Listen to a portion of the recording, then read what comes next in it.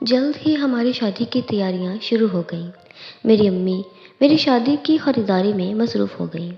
بابا ہال بک کرنے اور باقی کے کاموں میں مصروف ہو گئے۔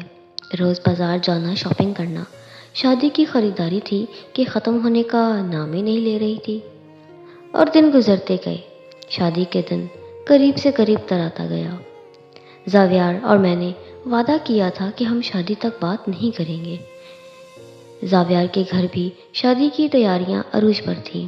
میری سہیلیاں میرے پاس بیٹھی مجھے مہندی لگا رہی تھیں اور زاویار کے نام سے چڑھا رہی تھیں۔ زاویار کے نام کی مہندی خوب جچی میرے ہاتھوں پر اور بہت خوبصورت رنگ چڑھا۔ ایک نے کہا، واہ یار رباب، تیری مہندی کا رنگ تو بڑا لاجواب ہے۔ وہیں دوسری نے کہا، ارے بھائی کیوں نہیں ہوگا لاجواب، زاویار بھائی محبت ہی اتنی کرتے ہیں، رنگ تو آنا ہی تھا۔ مہندی کے فنکشن کے بعد فائنلی وہ دن آیا جس کا ہمیں بے صبری سے انتظار تھا، بارات کا دن۔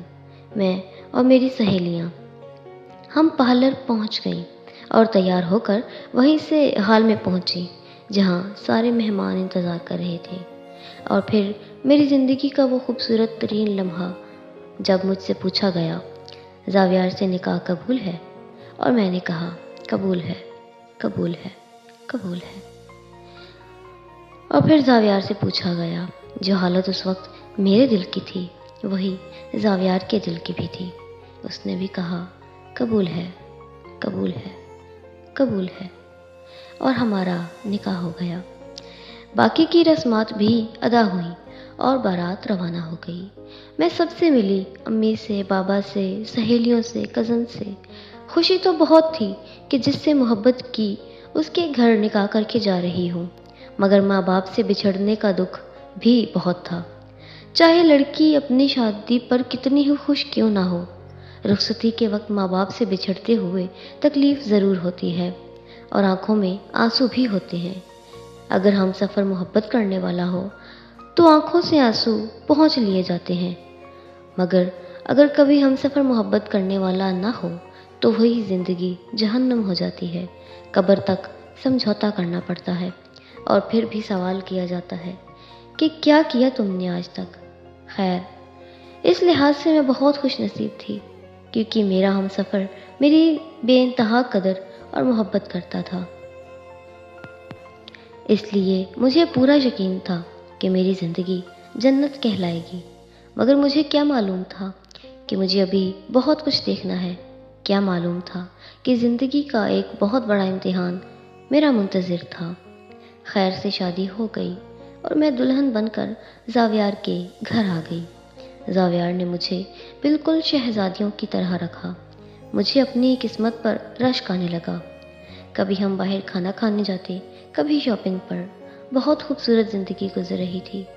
میری ساری سہیلیاں، میری ساری کزنز میرے نصیب پر رشک کرتی، میری قسمت پر رشک کرتی اور کہتی ہیں کہ تم بہت قسمت والی ہو کہ تمہیں اتنی محبت کرنے والا شوہر ملا۔ میں نے کبھی بھی زاویار کی محبت میں کمی نہیں دیکھی، ہمیشہ شدت ہی دیکھی۔ کیا کوئی کسی سے اتنی محبت بھی کر سکتا ہے؟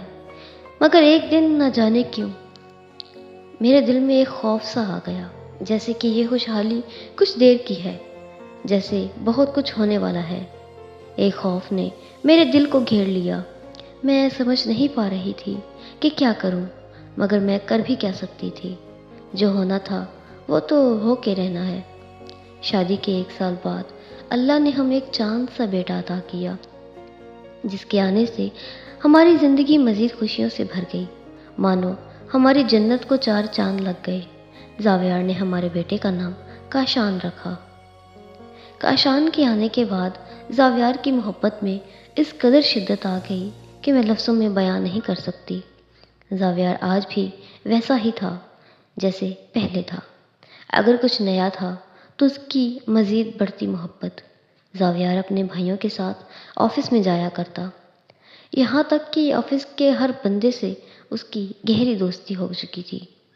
وہاں کام کرنے والے زاویار کو اپنا دوست کہتے، زاویار سب کو اپنا دوست کہتا کیونکہ زاویار تھا محبت کرنے والا۔ اگر کبھی زاویار کے بھائی میٹنگز کے میں اسٹاف سے سختی سے بات کر رہے ہوتے تب زاویار اپنی شرارتوں سے ہنسی مذاق کا ماحول بنا دیتا اور زاویار کے بھائی جواد اور حسن وہ بھی ہنسنے لگ جاتے۔ زاویار کی پیاری سی شرارتوں کو دیکھ کر یوں ہی وقت گزرتا گیا اور ہمارا کاشان 1 سال کا ہو گیا۔ اب وہ اپنے ننھے پیروں پر اٹھنے کی کوشش کرتا۔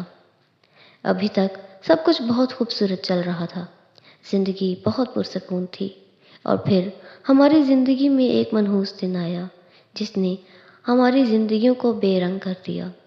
زاوی، آج آپ اتنا بن ٹھن کے کہاں جا رہے ہیں؟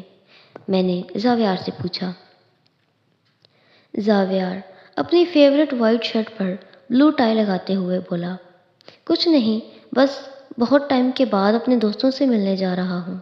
سب اکٹھے ہو رہے ہیں، شادی کے بعد کبھی موقع ہی نہیں ملا، آج سوچا سب مل بیٹھیں گپ شپ کریں۔ زاویار نے خوشی سے بتایا۔ او اچھا، یہ تو بہت اچھی بات ہے، آپ کو جانا چاہیے۔ نہ جانے کیوں میرا دل مجھ سے کہہ رہا تھا کہ میں زاوی کو روک لوں، مگر کیسے روکتی؟ وہ واقعی میں کافی عرصے کے بعد اپنے دوستوں سے ملنے جا رہا تھا، کیونکہ کالج ختم ہونے کے بعد سب نوکری کی تلاش میں یہاں وہاں چلے گئے، سب اپنی اپنی زندگیوں میں مصروف ہو گئے۔ ایسے میں اسے کیا کہہ کر روکوں؟ تیار ہو گیا، مجھ سے ملا، کاشان سے ملا، بہت پیار سے باقی گھر والوں سے ملا اور چلا گیا۔ کوئی نہیں جانتا تھا کہ یہ چہرہ دوبارہ دیکھنے کو ملے گا یا نہیں۔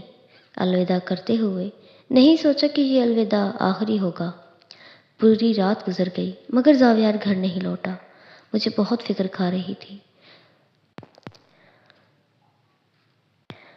جواد بھائی سے کہہ کر میں نے ان کے دوستوں کی طرف فون کروایا اور ان سے پوچھا، جس پر جو جواب آگے سے ملا وہ سن کر ہم دونوں کے ہوش خطا ہو گئے۔ زاویار کے دوست نے کہا کہ ایسا تو کچھ